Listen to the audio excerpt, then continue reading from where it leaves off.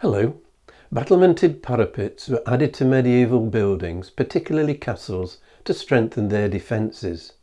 Raised sections known as merlons provided protection for archers, and the indentations in between, known as embrasures or crenels, afforded positions from which to shoot or drop objects on attackers. Licences to crenelate, to add battlements to manorial houses, were granted by the Crown. The earliest date from the 12th century.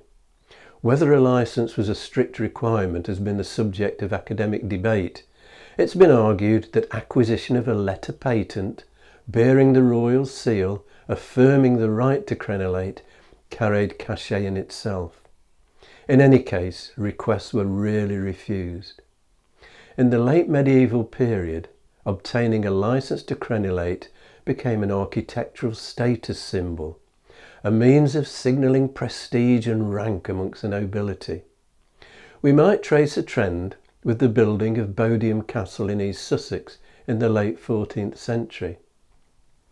A licence to crenelate was granted by Richard II around 1385 to Sir Edward Dallingridge, probably a licence to fortify a manor house, but Dallingridge decided to build himself a castle.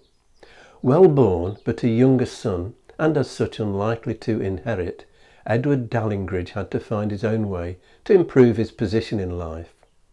He made money as a young man fighting in France during the 100 Years' War, with Sir Robert Knollys.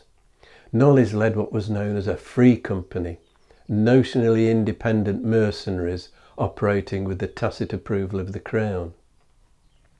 An advantageous marriage to heiress Elizabeth Wardidew bought Dallingridge land in East Sussex. His licence to crenelate said it was for the defence of the adjacent county and the resistance to our enemies. The enemy was France, but Bodiam is not near the coast, and while it looks the part, there was no central keep, and only the gatehouse has arrow or gun loops. The castle walls rise directly from the moat. There's no berm or embankment, and although wide, the moat is shallow, designed more for ornament than serious defence, centering the castle in the landscape and reflecting the walls to create an impression of even greater size. The grounds around were carefully arranged to show off the best views to approaching visitors. Prominent above the four-centred entrance arch are the arms of Dallingridge himself, flanked by those of Wardidew and his mother Alice Radindon. Bodiam is far more about asserting status than defensive capability. Sir Edward Bedingfield was granted a royal licence to crenelate his moated country manor, Oxburgh Hall in Norfolk, by Edward IV in 1482. Oxburgh was extensively remodelled in the 18th and 19th centuries, but the three-storey brick gatehouse with its paired polygonal stair towers and stepped crenellations is 15th century. The battlements are merely symbolic, an expression of lordly rank designed to impress visitors. Edward Stafford, Duke of Buckingham, was given a licence to crenelate his country manor, known as Thornbury Castle in Gloucestershire, in 1510 by Henry VIII. The result was a particularly impressive Tudor country house, essentially domestic with little pretence to any military purpose, built to a design said to be based on Richmond Palace, at the time the grandest palace in England. After the Duke was executed for treason in 1521, Henry VIII showed his liking for Thornbury by confiscating the castle for himself. In 1535, he and Anne Boleyn spent the best part of 2 weeks there. Sir William Fitzwilliam, soon to become Earl of Southampton, obtained a licence to crenelate Cowdray House in West Sussex in 1533. As treasurer to the royal household, he was close to the king, and Henry VIII was a guest at Cowdray on 3 occasions.